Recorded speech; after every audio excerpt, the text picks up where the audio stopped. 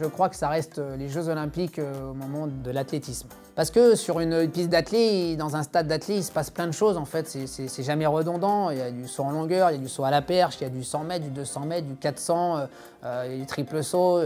Je trouve que c'est divertissant en fait pour celui qui regarde et qui écoute. Ça restera pour moi Jean-Claude Killy. Je pense que c'est rester assis sur une chaise toute la journée.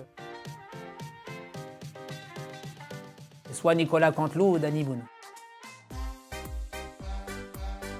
En fait, c'est quand j'étais gamin, je me battais avec des gars qui avaient 50 plus que moi. Parce que en fait, comme je devais passer en catégorie supérieure, mais ça m'impressionnait et en fait, ça me faisait peur. Et je terminais jamais mon programme, je vomissais à la fin du programme. Et c'était un moment de frustration parce que déjà, moi, quand je démarrais le programme, je ne savais pas si j'allais le terminer, et d'une part. Et d'autre part, tous mes camarades derrière disaient « Oh non, moi, je ne passe pas après Candel parce que s'il me fout du dégueulis partout, ça va être impossible de patiner et de faire mon programme. » J'ai dû surmonter en fait ces étapes-là de ma carrière, et c'est peut-être aussi ce qui m'a rendu plus fort pour la suite.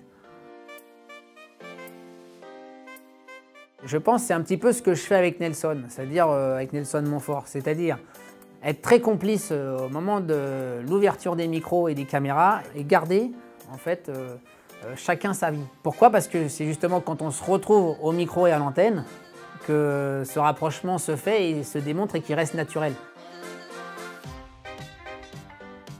Allez.